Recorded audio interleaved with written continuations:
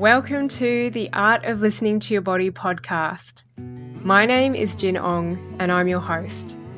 I practice as an osteopath and psychosomatic therapist and am fascinated by the mind-body connection and how your physical body is a manifestation of your emotional state.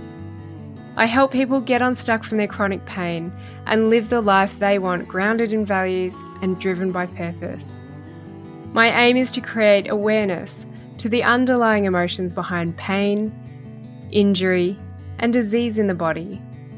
Join me to learn more about the story of your body, what different issues may indicate, how to release emotions so that you can prevent problems, as well as inspiring pain story interviews.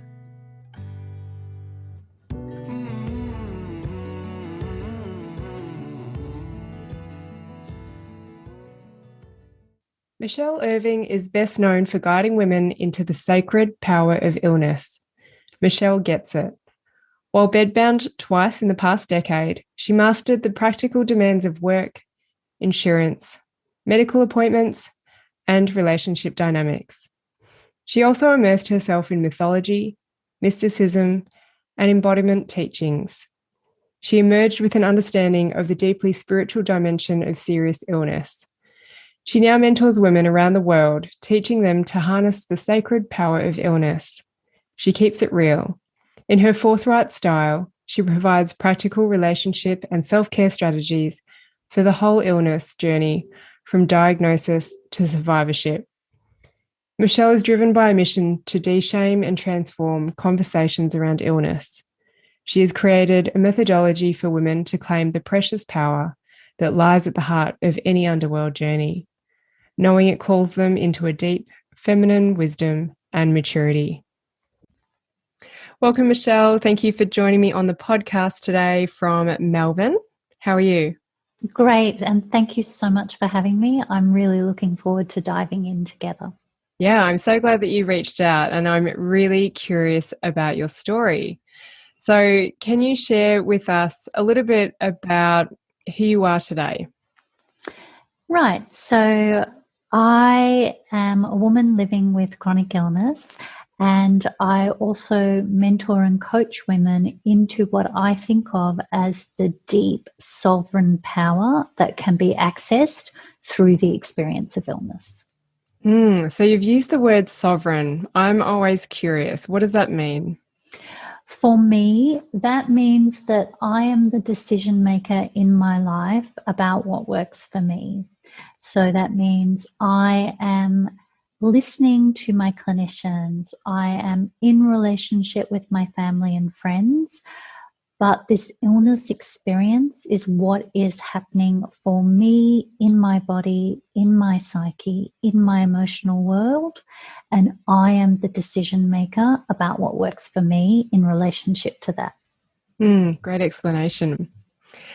And so before we get into this chronic illness that you have, I am curious as well, do you see your chronic illness as a gift or a burden?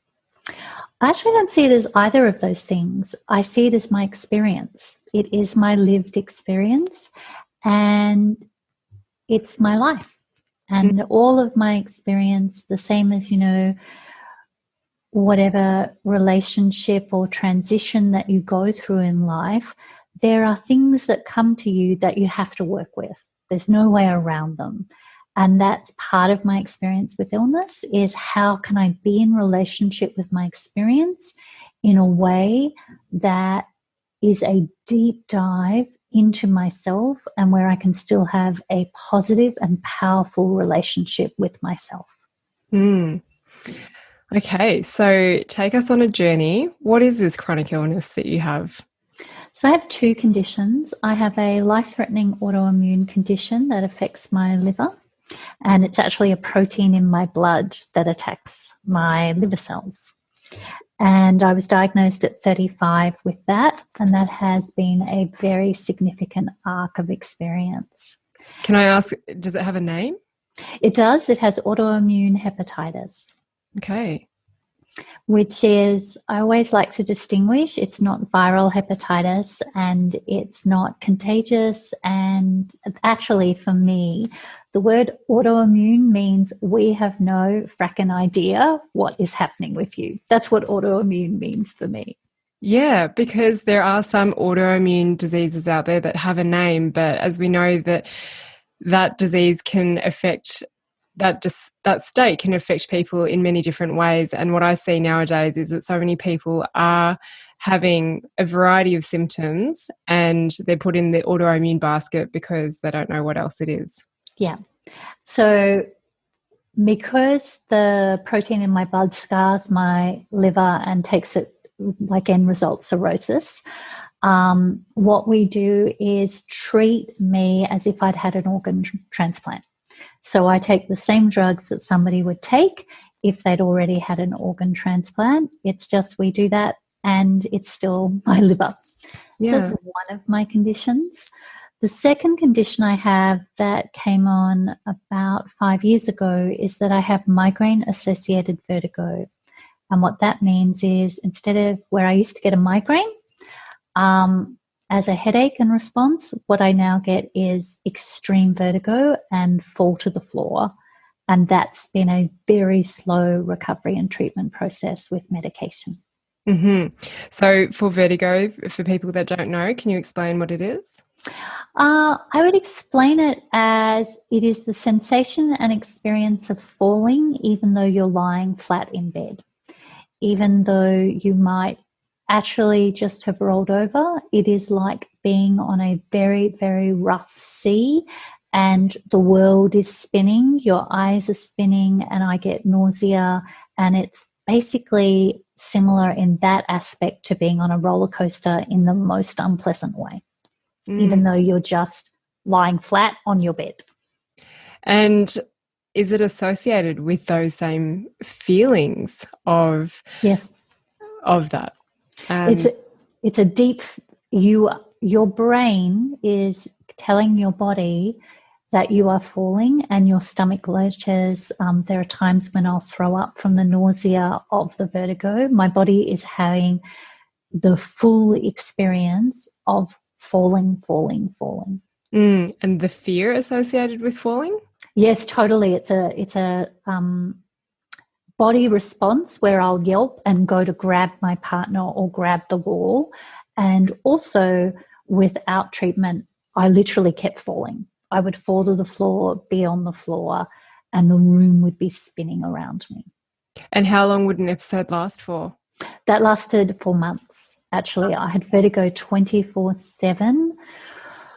Probably for 6 or 7 months at that point in time, even with treatment, and it's a slow recovery. So now I would get a day of vertigo where I would have that for the full day for 24/7, and then it might slowly ease the next day. Okay. Oh, interesting. I have not heard of either of those, but as you say, sometimes it's like, well, we don't know what's going on. So let's go back to the liver. What did you call it again? Autoimmune hepatitis? Yeah, AIH is what it's known as. Okay. So you were 35? I was 35. I was fit. I was doing yoga 3 times a week. I was doing hip hop dance. I was very well and I felt fantastic. And I noticed in my vanity that there were some dark circles under my eyes, and I went to my GP and said, have you got anything we can do for my eyes? Like, I've tried creams, that's not working. And she did a full blood test and found that it was time to send me to a specialist because she couldn't work out what was going on. Were your liver markers elevated? Was there something? Only fractionally.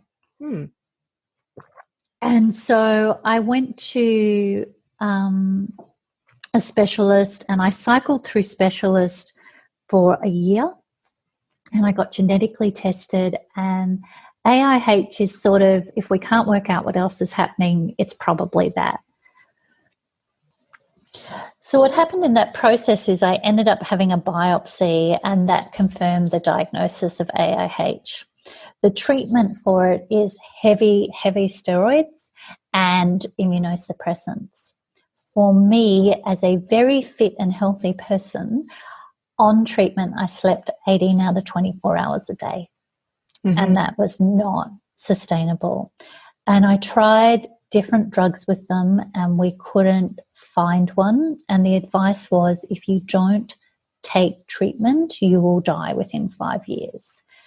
And I had a very serious conversation with myself about quality of life. And I said, okay, I'll take my 5 years, thanks. And that's because I felt amazingly well off treatment, and on it, I was sick as a dog. I was just so unwell. I couldn't get out of bed. I couldn't think. I had brain fog. There were just so many side effects. So what happened in that process is that I changed specialists again and got, by serendipity, seen by the head of the liver transplant clinic at a hospital in Melbourne. And he took me out and put me in his private clinic because he's like, something's not right here. I can't work it out, but your response isn't quite right. Have we got the right diagnosis? Long story short, they did have the right diagnosis. I tried a range of treatments. That didn't work. And I said to him, look, this is where I'm going. I'm going to have the life that I'm living.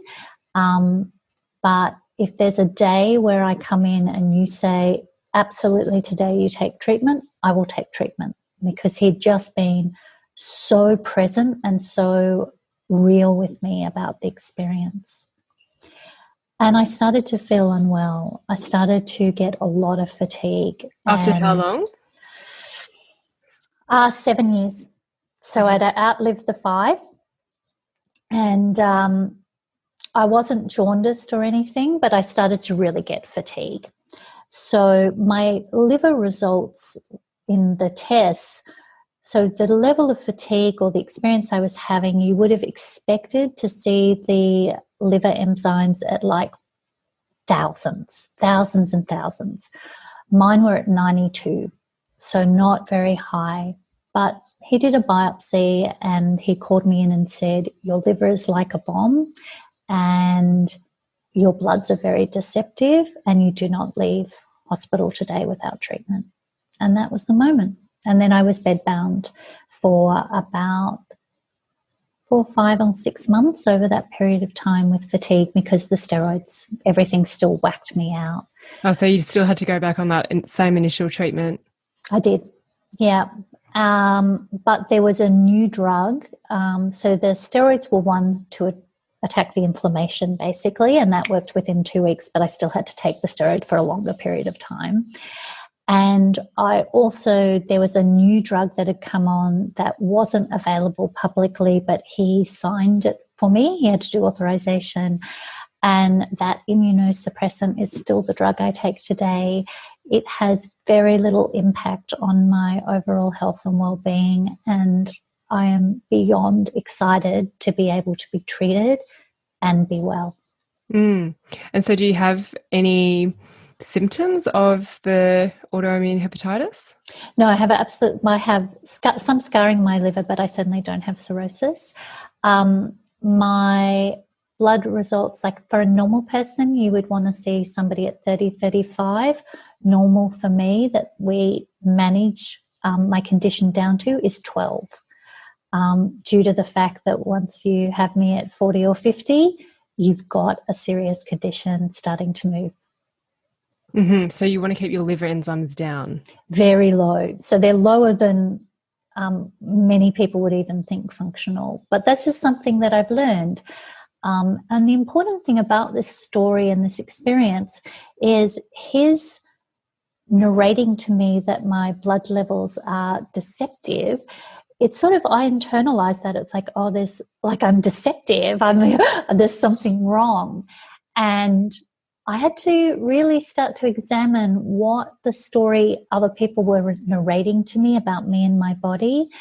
And I needed to shed that because actually my bloods aren't deceptive. They're my blood and there's nothing wrong with how I'm presenting. And it's okay to be me. And I always like to go into the period of time before you were diagnosed. Mm. So, what was your life like before this diagnosis? Did it just seriously come out of the blue, or was Yes. there a trigger? No, it was absolutely seriously out of the blue. So I worked full time at the Department of Premier and Cabinet here in Victoria. I was in a full career track. I was running philosophy in the pub as my own side business. I was personal training, yoga 3 times a week, dance classes, fit, well, healthy. Perfect. So Apart from these dark circles under my eyes. yeah, lucky you were vain. Totally, absolutely. Because usually, as you would know, with the liver, you usually don't see signs in the physical body until the illness is seriously progressed. And you don't actually have dark circles from what I can see. They're fractional now. And they weren't. They were a 35-year-old's version of, oh my God, my under my eyes is a bit dark. What is going on? By the way, doctor, can you fix it? Yeah, lucky they actually looked into it, because some people would just dismiss that, wouldn't they? Yeah. So to me, that life beforehand, you were doing lots of things. Were you happy with your life? You didn't feel like you were working too much or anything like that? No, I was ecstatic and in the best health I had felt in many years. In terms of my life felt really integrated. There was pressure at, working for a premier. There's some pressure, but there is nothing like being in the hub and the centre of government decision making. So it really was a very full, active life where, you just have all of that physical capacity. Yeah. Oh, great. So then what happened? What went through your mind when you were diagnosed with autoimmune hepatitis and, went through the cycle 7 years later, getting bedridden? How was that emotion? For me, the big decision was, if I didn't want to live the life that the treatment offered me. So I have a background in philosophy. My personal question to myself was not only what is the good life, but I went deep into what is the good death. And I read a lot of Buddhism, and I spent time with myself saying at 35, if this is my life and there is 5 years, I wrote a list of the things I wanted to do.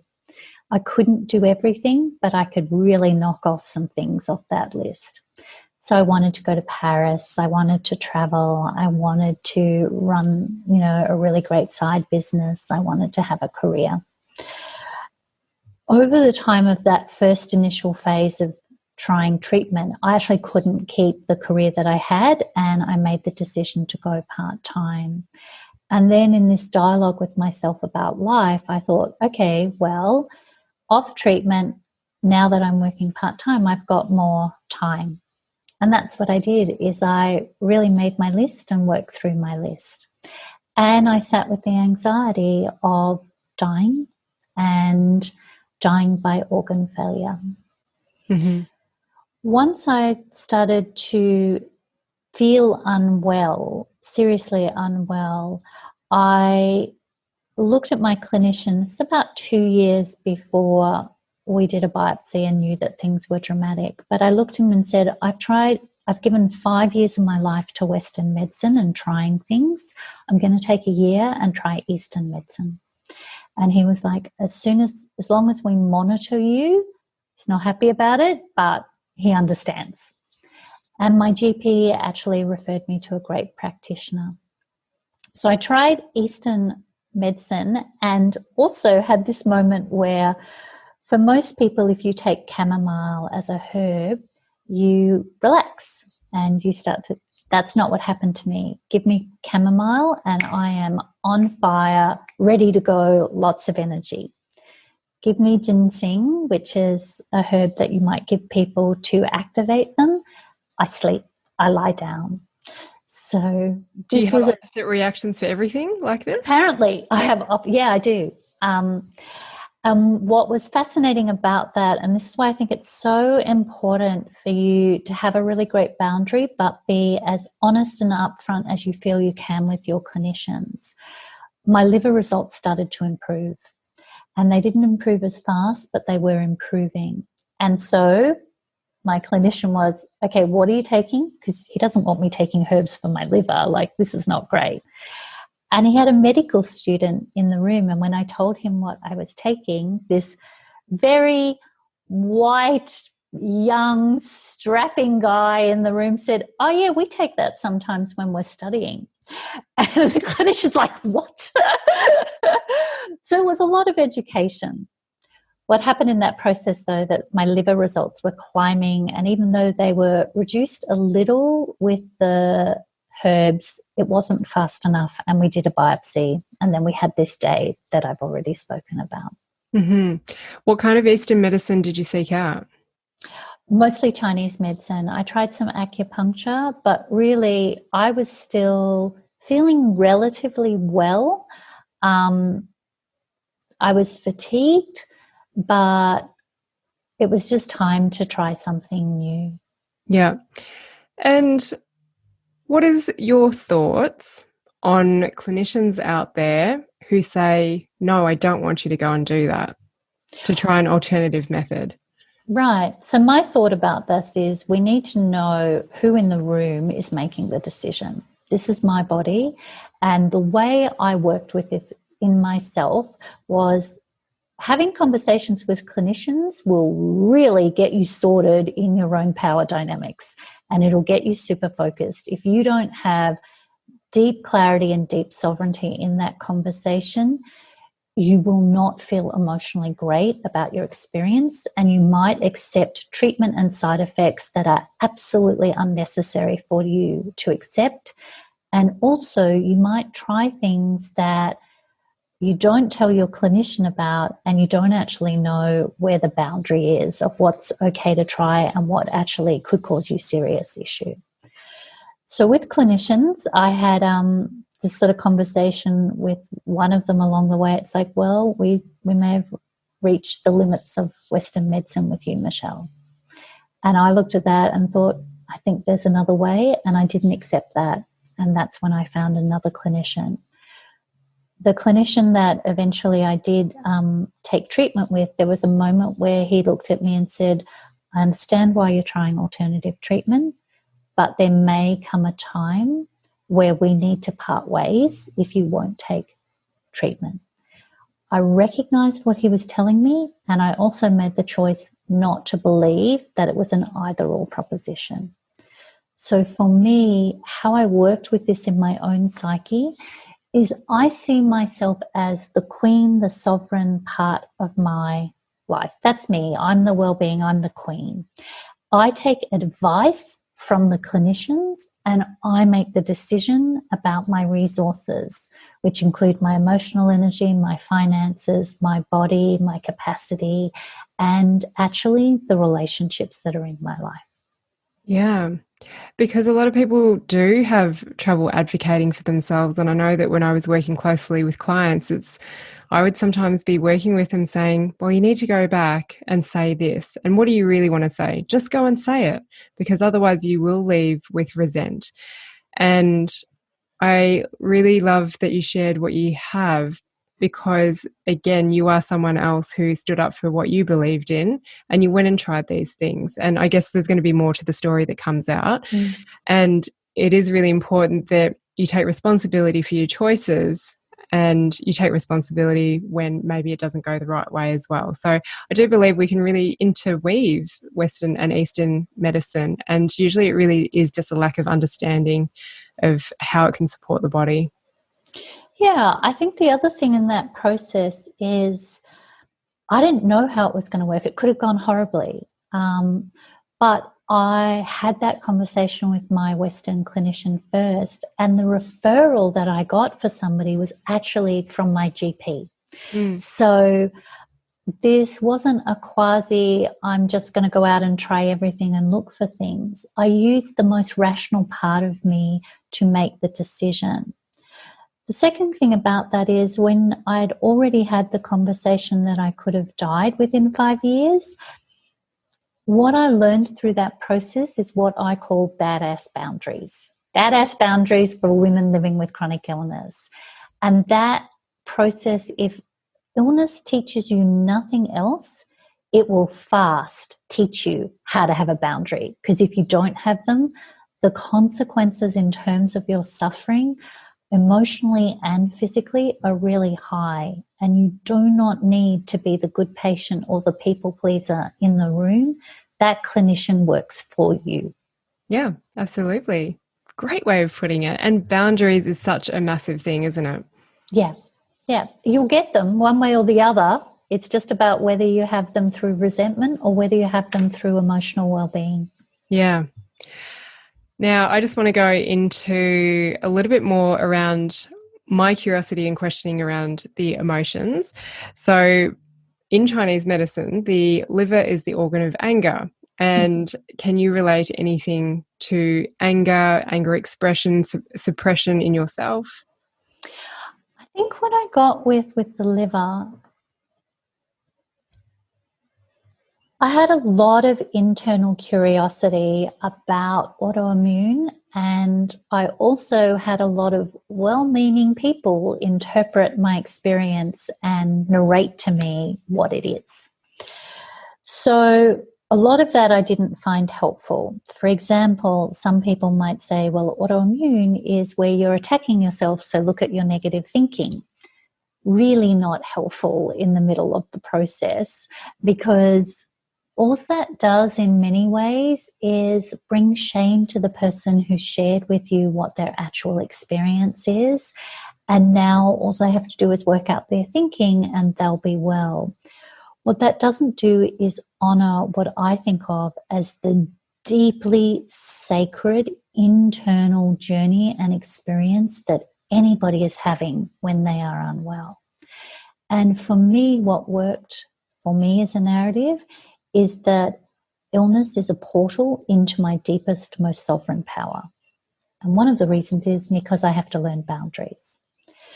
The second thing in terms of anger is that I was raised in a household where both my parents were mentally unwell. And so there was this exploration of the way in which I was metabolizing their emotions and the process and what I had taken on through my relationship with basically being the adult in the house at 14. I was cautious about, one, this was territory to explore psychologically regardless, but I was cautious about making this the reason for my condition, as if resolving that could resolve my condition. There is two alternative narratives. One is from a Buddhist perception or approach, the bodhisattva role, where I am taking in the suffering of others and I am metabolizing that in the well-being, and I do this in the well-being of the world. So actually there is a deeply spiritual process, not that I am suffering because of everybody else, but actually what I am processing in my body in the lineage of my history is also my emancipation, and it's also my freedom. So that's one way to look at it. The other alternative narrative, which I found most useful and most powerful for myself, and that is I went to Greek mythology, which I had studied before, but I read the mythology of Persephone, queen of the underworld, who is taken as a maiden from the gardens of the goddesses down to the underworld, becomes a sovereign queen in the underworld experience. So she's stripped down, she is down there with death, and then she rises back up to what I think of as the overworld, a queen.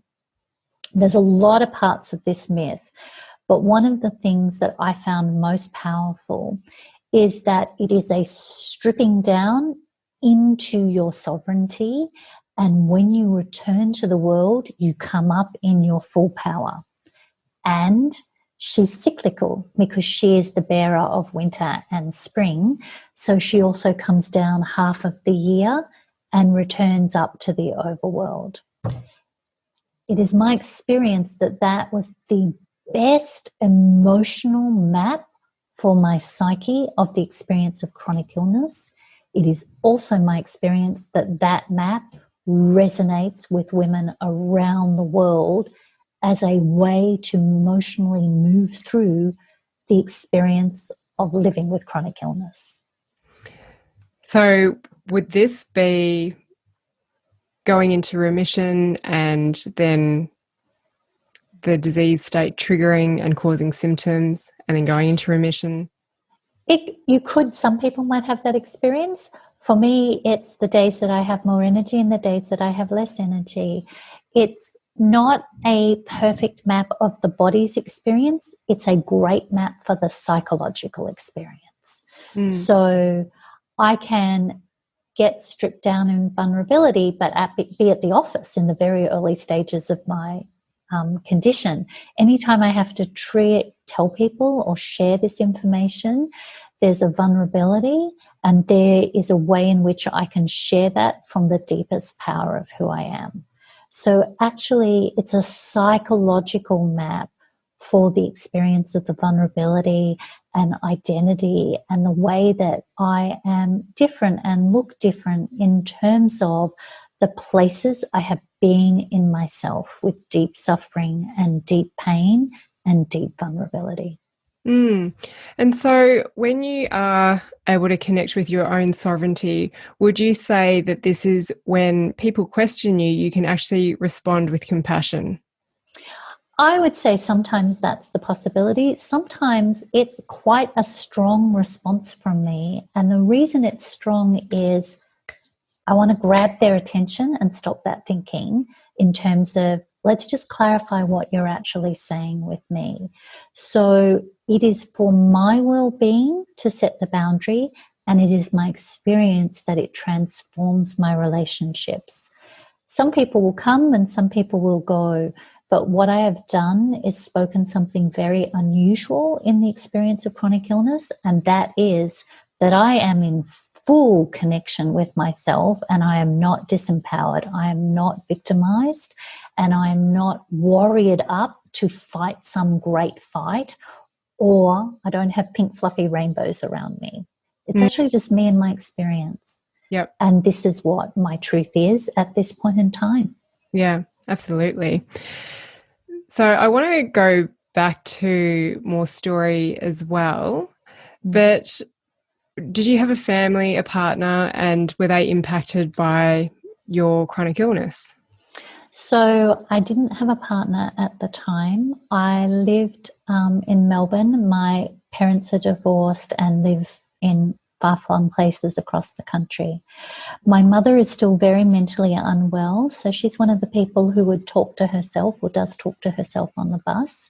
So there was no opportunity for me to share this experience with her. It was all, as always, I'm fine and I'm well. I did have my father, whom I had a relatively close relationship with, and this experience was extremely confronting to him. And he told me what he does in his own life as his own survival mechanism was, well, I guess you're on your own with it. I can't handle it. There's nothing I can do to change or fix this experience, but I guess you'll just have to go through it on your own. How did that make you feel? That was devastating and hurtful, and it also helped me see what this is what I mean about the stories that people have of your experience and who tell you what your experience is. And I worked with the process to say, actually, I'm not on my own. I have to ask for help for the first time in my life in such a serious way, and these are not the people to ask. What I did have was an amazingly fantastic old boss and mentor who also immediately put $5,000 into my account because he didn't want me worried about finances. And the most confronting thing for me in terms of emotionally was because I had been raised to be on my own, to manage everything on my own, moved out of home at 17, had all my own money, all my finances, me on my own.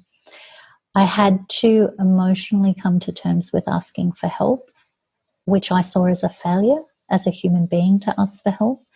And I had to learn how to receive it, which was the second very difficult piece for me. So that was part of my emotional journey and part of my experience of maturing myself emotionally. And what about your friendships as well, your social?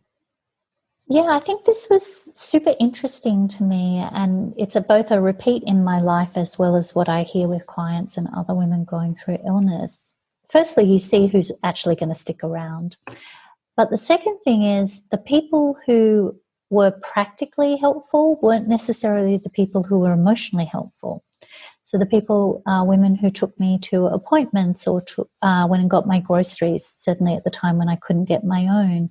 I had a very dear friend of mine, much older, who was very practical and sat on my couch with me. I mean, this is really within 3 weeks of this severe treatment process, and we didn't know if I would have organ failure or not. We didn't know if they'd caught it.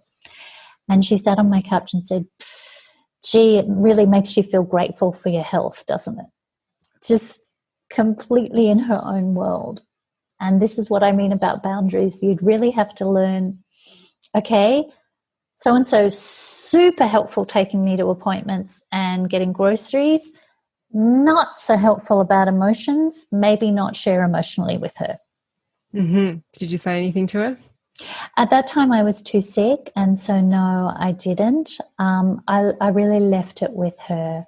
And there are points where you have to choose how much energy am I going to give, or can I simply hold a boundary and say, not going to share deep emotional vulnerability with this person, doesn't work. And you have to learn to receive the help, but not give up your own sovereignty and power. Mm.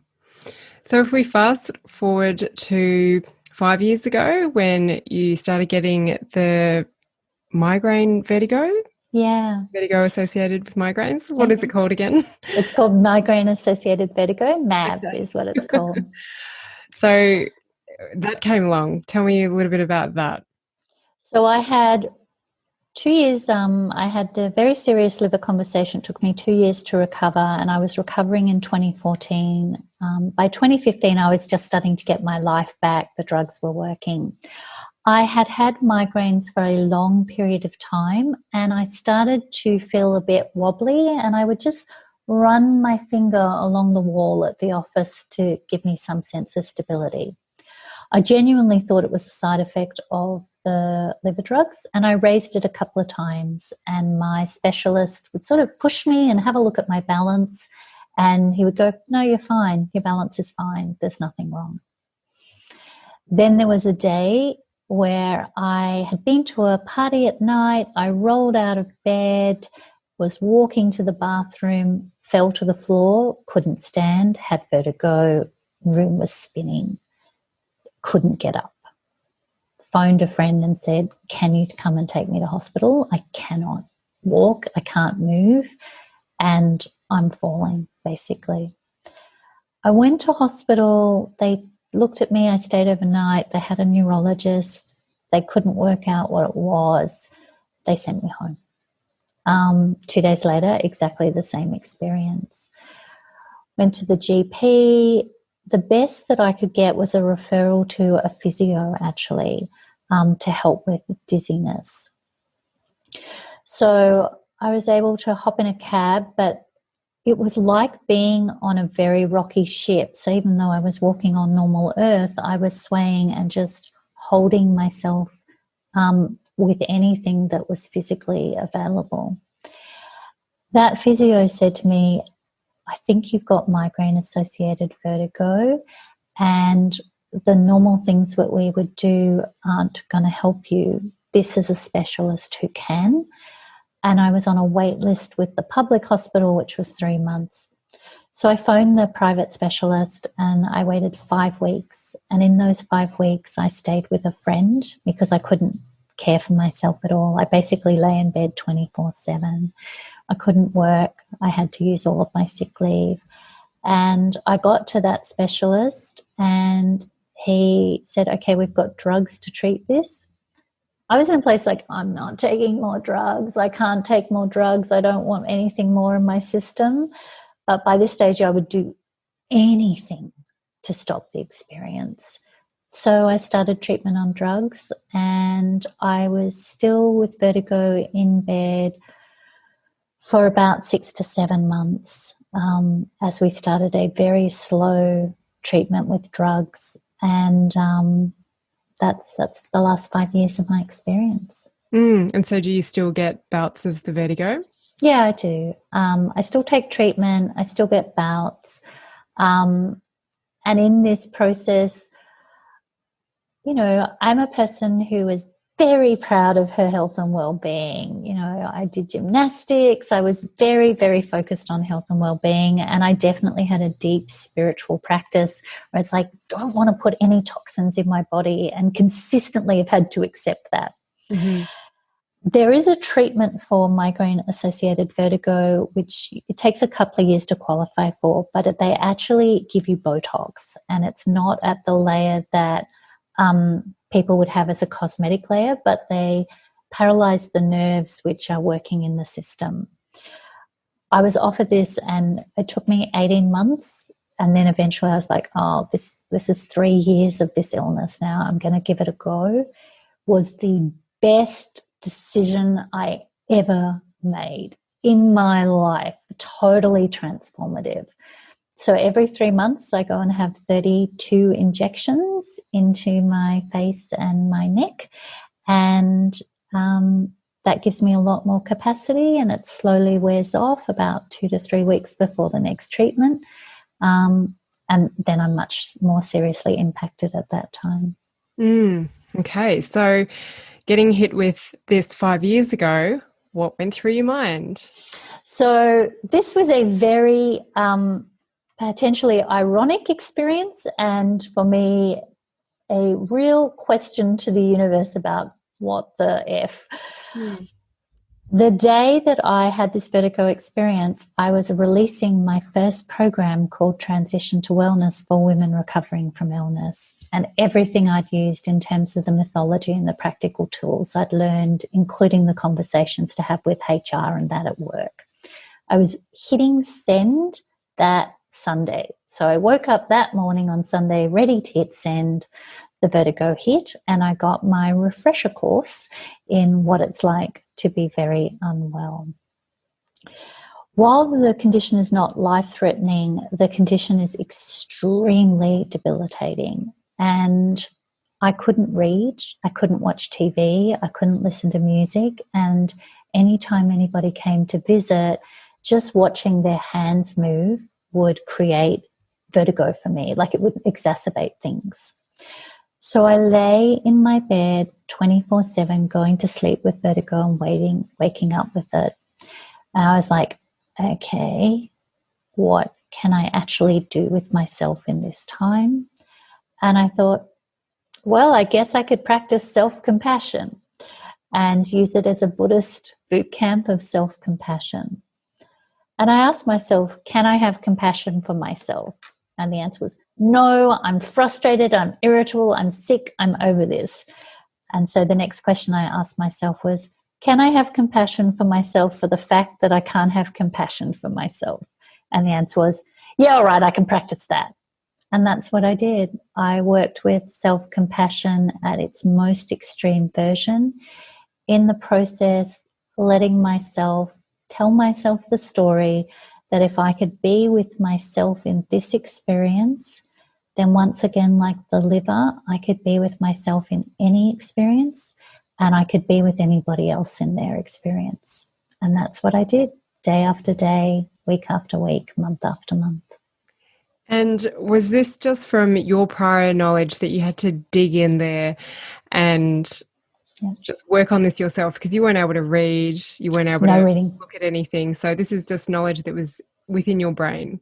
This is within me and my body and my emotions. I had developed a meditation practice before the liver became extreme, and I had a very significant, serious practice. And that really helped with the liver. Amazing, fantastic for anxiety and just being with the experience. And that's when, again, I did all this reading of mythology.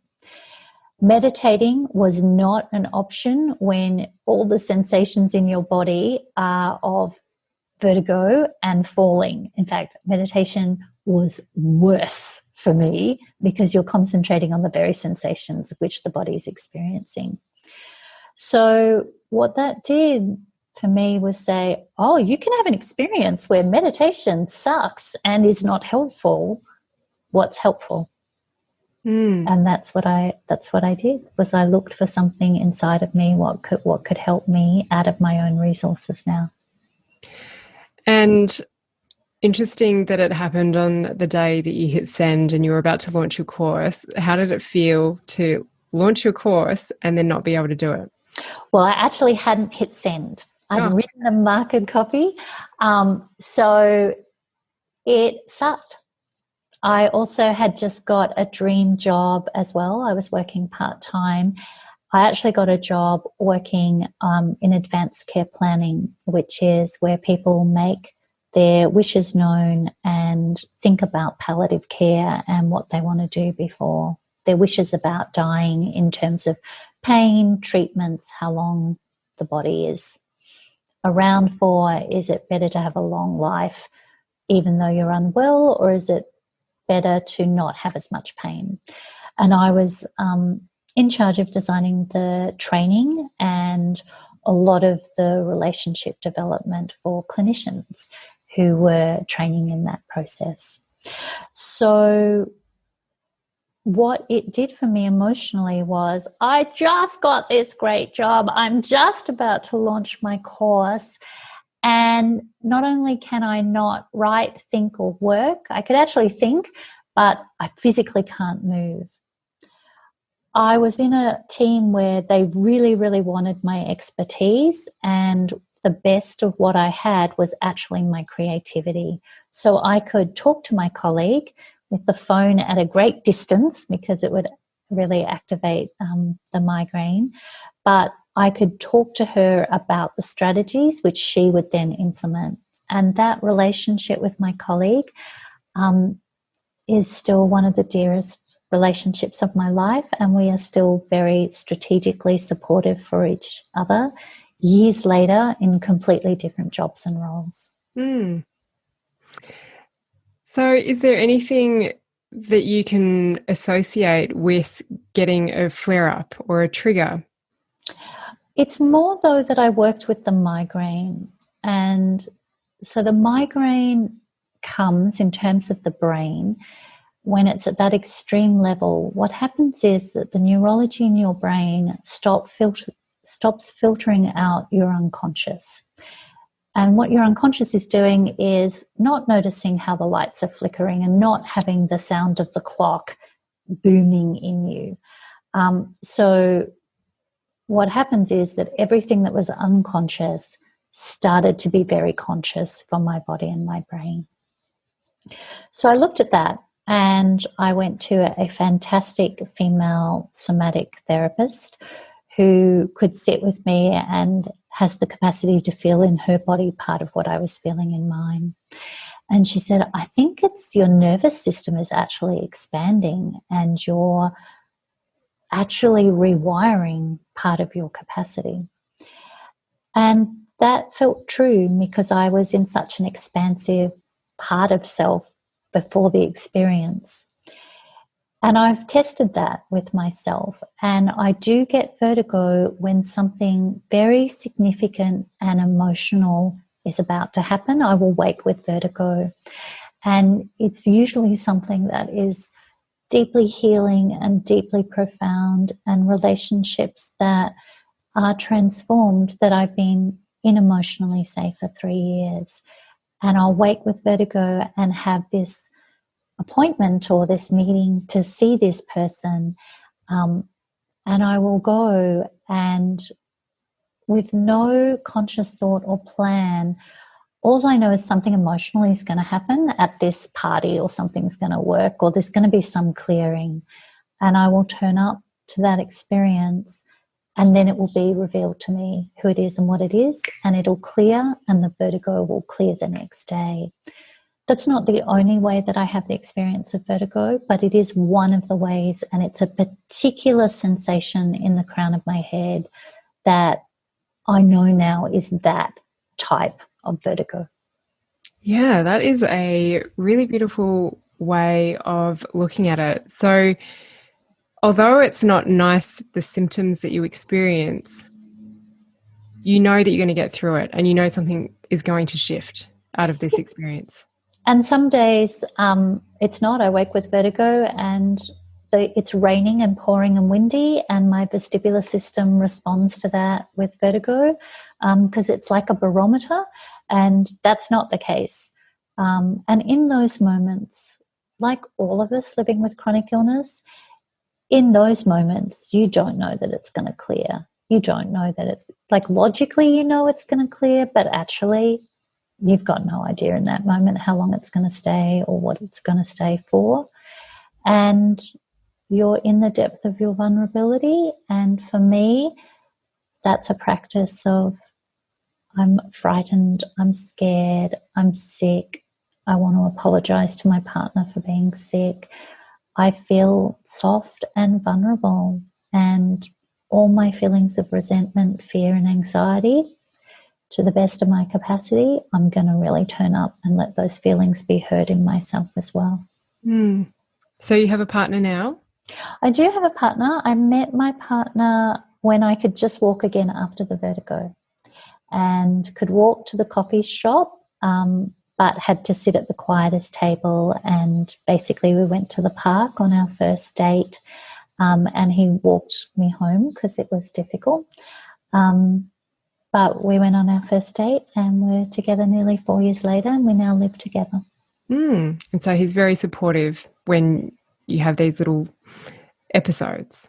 He's very supportive, whether they're big or little. When I first met him, like I couldn't go to a concert, I couldn't go to a gallery, I could only just walk again.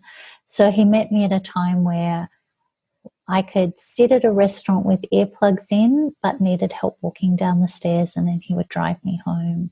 So he came at a time where I was well enough to interact with another human being, but I was not very well. And our relationship is based on honesty, authenticity, and emotional just well-being and resonance. And even though I wasn't physically well, I clearly had a level of emotional depth and well-being that was something that's been of deep benefit to him as well. Mm. So you saw a somatic therapist, you've seen an Eastern therapist as well. What other sort of modalities did you personally seek out, or was it a lot of just self-discovery work and diving into mythology and spirituality?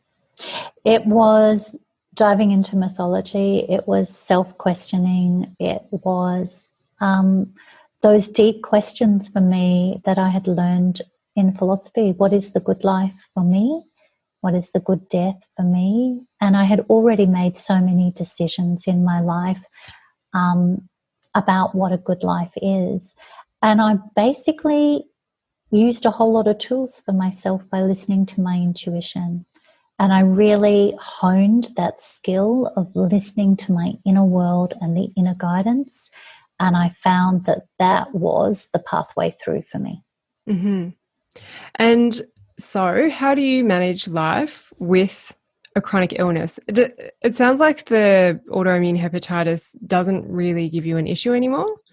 It does flare sometimes, and I'm always anxious when we do the blood test. Is it okay? But if I get a cold or flu, like I got a cold and I was down for 3 months a couple of years ago. But in the current world and the current context, I haven't had a cold because nobody's left the house to get a cold. But if I get a cold or the flu, I'm sick for quite a long period of time. But I've negotiated strategies with my specialist about that as well. And if I get a cold, I have learned to stop taking the autoimmune tablets for a few days up to 2 weeks and let my immune system, which is fantastic, let's face it, this immune system is great off the leash. And that is the way that I live my life rather than trying to persevere and ending up going off the drugs anyway. And as soon as I was sick for about 3 months 1 year, and we eventually just dropped the dose enough and I just went off it. And within 24 hours, I started to feel better. So I Mm-hmm. really listen to what's real and true. In terms of my life, though, I manage it. I'm aware of what my body's able to do each day. And the days where I'm sick and unwell and in bed, I have to lie down and know that I can't do all the things I wanted to do. And then, like most people with chronic illness, and the days where I have more capacity, I try not to use it all, but I generally do just really enjoy being able to do the work that I love, working with women with chronic illness. Yeah, so let's move into that because you you facilitate groups of women. So you've moved away from working for a premier in government and you've moved into your own work. And that is also what I'm curious about is how do you manage that when you don't know when things are going to flare up for you? Right. So the work that I do with women, I run 2 programs. One's called a 6-week course called Finding Freedom with Chronic Illness. And that work is really about the story and all of what I've spoken about. What is the narrative and what is the narrative that serves you? And what is the narrative that's sort of inherited beliefs and cultural? In terms of running things, I work with a system that works for me. What that means is that I'm available for live classes with women once a week, but the recorded information and the journaling, they journey as a group together and they do that work online, and then we all come together for 2 hours a week at the end where women can ask me anything. On the days, for example, where I'm not 100% well, I do what most of us do. I conserve my energy for that moment and go through it. And I find that there is usually a grace that enables me to turn up for that thing that my heart is so dedicated to and I am so open to. And I trust that. I'll always have it. It'll always work. It'll always come through. And then when there are physical consequences of that, I lie down like most of us should. Yes. And what do you do with these women? So basically what I do with women in Finding Freedom with Chronic Illness and an 8-month program called Queen of the Underworld, where we work with the mythology of Persephone and a Sumerian myth of Inanna, which has amazing psychological maps. What I do is extremely practical. I work with women to identify what are the patterns and the stories and the practices about where their power is and where they feel they can't speak up. And we do very practical things about, okay, what can you say and do you say to your clinician, to your manager at work, to your partner? How can we move you into standing in your sovereignty? If you want to have meaningful work that works for you and your body, most of us have given up on that thought. We're just trying to make it through the day and feel that we have to look perfect or try and hide our pain or try and tell people how much pain we're in. I'm actually for something completely different. It is my experience and my belief that we can have work that is meaningful for us and works for our body. And the first thing I do is help women, both individually and collectively, think about, okay, if there was no cap, what is meaningful work for me? And that longing that you have, that dream of what you wanted to do and who you wanted to be, that is in your heart for a reason, and you can find a way for that to bloom. And that is both my experience, but it's also my witness to women. I'm currently running a summit called the Pajama Interviews, which is 10 days where I'm interviewing women around the world who have a chronic illness, live with chronic illness, and have this positive relationship with themselves. And they are musicians. And one woman I interviewed, it took her 2 years to record an album at an hour a week of her song, once a week, once a month. So once a month she did the recording, but she still made the album that was in her heart. And she was bedridden for 2 years after that, and she still held the belief, writing songs in her head when she couldn't do anything else. And she's now feeling somewhat better, and she's writing her second album. So that's my belief and my experience, that those dreams are in your heart for a reason, and there is a way that we can work for you to have the meaningful life that you want. And there's a real power to the group, isn't there? Yes, it's amazing. These are not just my stories. These are the stories of women individually, but what you see collectively is the shame and the resentment and the patterns.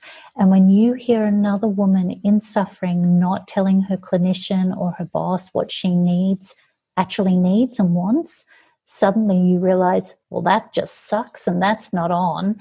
And you have full support for the other woman.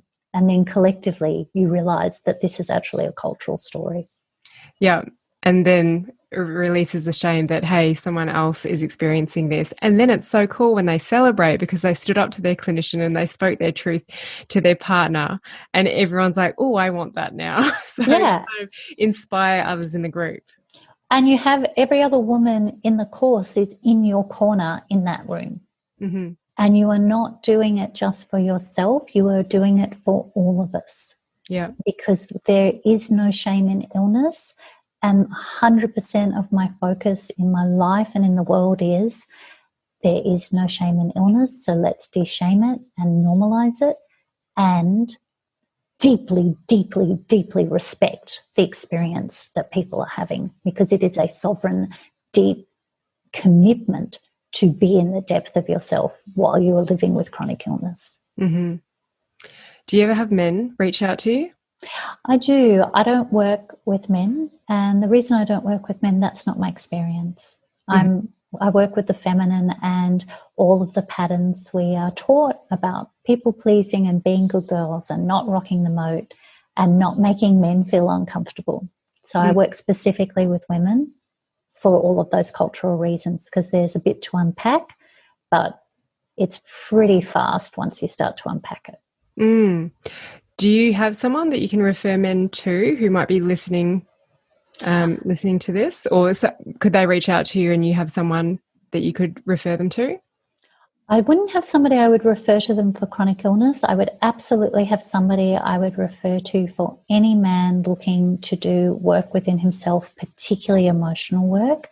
And that man is Jared Osborne, and he particularly works with men in an embodied and powerful way.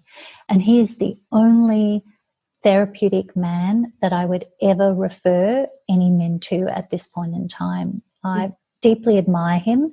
And on my website, actually, there's interviews of me interviewing him about men and men in relationships and men in vulnerability and how men can have an expanded emotional freedom within themselves.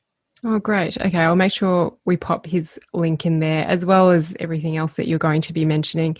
And yeah, I'm excited because I've got a few men in the coaching space coming on to the podcast this round. It's hard to find them, but they definitely are out there. And Great. Yeah, people who can work at this deeper emotional level as well. I would really love to hear the Sumerian mythology. I don't even know if I'm saying that right, but I really enjoyed the story that you shared earlier of the lady starting with P. I don't even know how to say Persephone. Yes. Persephone, Queen of the Underworld. So Persephone, Queen of the Underworld is a Greek myth who then becomes part of the Roman mythology. But her story is actually the story of two sisters in the Sumerian myth. So one is Inanna, who is Queen of Heaven, and the other sister is Queen of the Underworld, and her name is Escarial. I find it hard to say. What's important about this for women in particular is both of these sisters were queens of each of the world, and there weren't other big goddesses or something, and the powers that they held were 100% in their realm.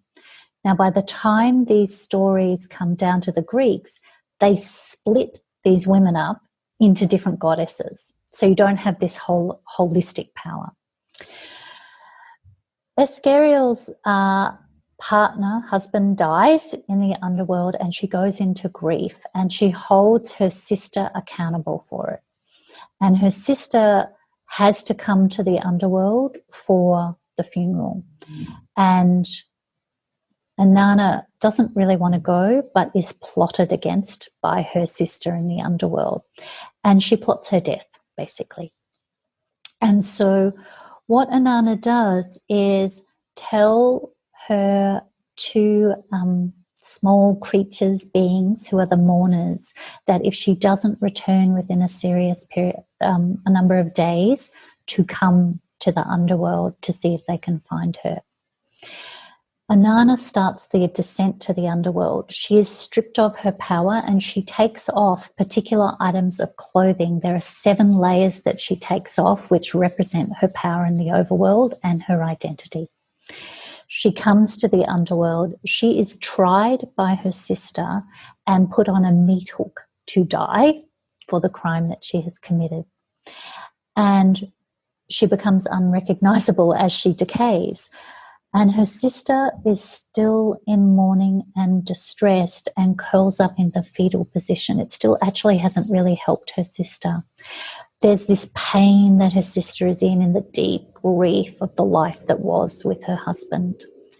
And the mourners come down, there's 2 of them, and they attend to and they listen to Escarial and the mourning. And they do not question, and they listen and listen and listen to her pain. As they do that, Escarial's heart opens, her compassion opens, and she releases her sister, who then returns to be Queen of Heaven. So this is a very powerful story of the 2 forces within women. And the most beautiful and potent part of this story is that the Queen of the Underworld, in her pain, in her invisibility, in her mourning, is simply attended and listened to. And when she has expressed that, she returns to a sense of well-being within herself and her sovereignty as Queen of the Underworld. Mm-hmm. So good. I love that. Thank you for sharing. You're very welcome. I'm curious, how do women actually come across you? Yeah, it's a great question. So women come across me actually through podcasts and referrals and other women who found me, as well as I have deep networks in the cancer community here in Melbourne. But mostly women find me on Instagram and Twitter and through hashtags. And there are some really amazing chronic illness communities, particularly in Twitter. And I would absolutely, if you are looking to connect with women who are experiencing chronic illness and you want to see yourself reflected and have a rare condition or any type of fatigue, there's a beautiful hashtag which stands for No End in Sight Void, VOID, NEISVOID. And that's run by a woman called Brianne Burness. And there are 12,000 women who follow her and her experience of illness, which is extreme. And she is an amazing, amazing, amazing woman. And so she's definitely someone to find. But women tend to find me almost serendipitously. But also, as I mentioned, I'm running this 10 days of interviews with women with chronic illness, and that reach, due to the women I'm interviewing, that reach in social media has a 330,000 women reach due to all of the people who follow the women I'm interviewing. Mm. Can you just speak out some of your social handles? We'll put them in the podcast notes, but website, social handle. So my website is www.michelleirving.com.au, and you'll find me on Insta and Facebook at Michelle Irving Official, because that's how I found my name. And Twitter is Michelle Irving with an underscore at the end. So they're all the places you'll find me. But all of my articles, videos, podcasts, everything that I've been interviewed and resources, the best place is on the website. And women are very welcome to reach out to me socially on social media, send me an Instagram message or Facebook. I'm really happy to connect with women, and I run a free Facebook group called Persephone's Circle. So it's built around this mythology, and that's open for every woman who would like to come in and develop their own relationship with their own power. Not just chronic illness women. That is specifically chronic illness women. I do also run a course for women around relationships, and that's particularly for any woman who wants to have the sovereignty in her romantic relationships, whether she's single or in relationship. So just to wrap up, is there anything else that you would like to share or some advice to women with chronic illness out there? I would really like to share that you can trust yourself. Absolutely listen to your deepest intuition. If you have anxiety, know that what you feel in your heart is real and there is guidance for you, and you do not have to suffer alone. There are resources out there for you, no matter what your experience is. And whether it's me, another practitioner, you, whatever it is, I want women to know there are resources and you do not have to be stuck and you do not have to be alone. Thank you, Michelle. Thank you so much. Thanks for learning with me on the Art of Listening to Your Body podcast. If you like what you've heard, I would love if you could rate, review, and share with your friends. You can find me on Facebook and Instagram. My handle is The Art of Listening to Your Body. You can join my free Facebook group where I go live regularly to teach you about different conditions and the deeper underlying emotions at play.